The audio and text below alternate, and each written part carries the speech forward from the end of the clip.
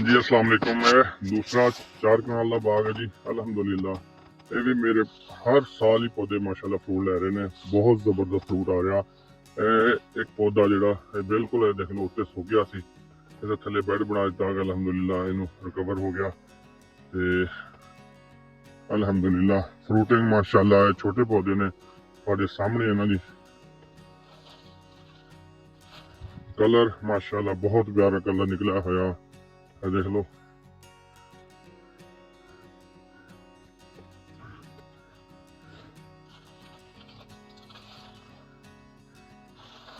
अल्हम्दुलिल्लाह अल्लाह दा एहसान।